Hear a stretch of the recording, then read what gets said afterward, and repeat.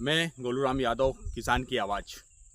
आज मैं एक ऐसी बात करने वाला हूँ जो हर उस बाप को रुला देगी जिसने अपने बेटे को डॉक्टर बनाने का सपना देखा था। नीट पेपर लीक यह सिर्फ दो शब्द नहीं हैं साथियों, यह लाखों किसानों के बच्चों के सपनों की हत्या है।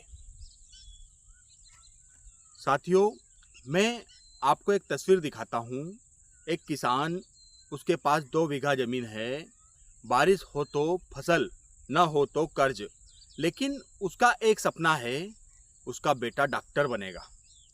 वो बाप रात को खेत में काम करता है, दिन को बेटे की फीस जमा करता है। बेटा सुबह 4 बजे उठता है, रात 12 बजे तक पढ़ता है। 2 साल 3 साल कोचिंग नहीं, सरकारी किताबें, मेहनत। और जब परीक्षा का दिन आता है तो पता चलता है कि पेपर पहले ही बिक चुका था। किसी अमीर बाप ने 10 लाख, 20 लाख, 50 लाख रुपए देकर अपने बेटे को पास करा दिया और हमारा बेटा फेल। बताइए साथियों, यह न्याय है? साथियों, नीट पेपर लीक कोई पहली बार नहीं हुआ।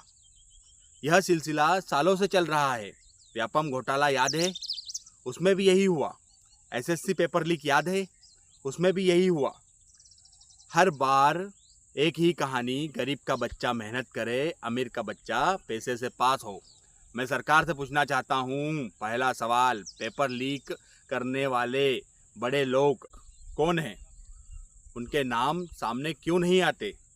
दूसरा सवाल, जो बच्चे पैसे देकर पास हुए, उनकी डिग्री क्यों नहीं रद्द होती? तीसरा सवाल, इतने सालों में एक भी नेता का बेटा पेपर लीक में क्यों नहीं फंसा?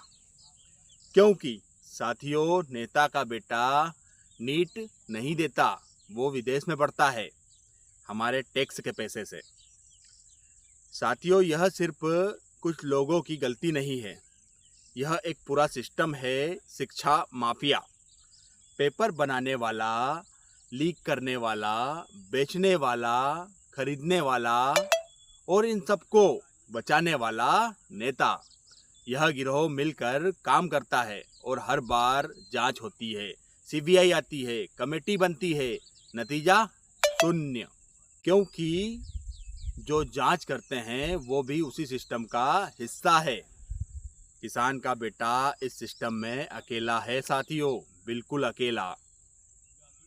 लेकिन साथियों, मैं सिर्फ रोने के लिए नहीं आया हूँ, मैं रास्ता भी बताऊंगा। पहली बात, नीट की जगह राज्य स्तरीय परीक्षा हो, हर राज्य अपने बच्चे को मौका दे। दूसरी बात, पेपर लीक में फांसी की सजा का कानून बने, जब डर होगा तब रुकेगा। तीसरी बात, जो नेता अधिकारी इसमें शामिल हो, उनकी संपत्ति जब्त हो। और सबसे ज़रूरी बात साथियों, हम किसान चुप रहे इसलिए यह सब होता रहा। अब चुप नहीं रहना है, अपने बच्चों के सपनों के लिए आवाज़ उठाओ।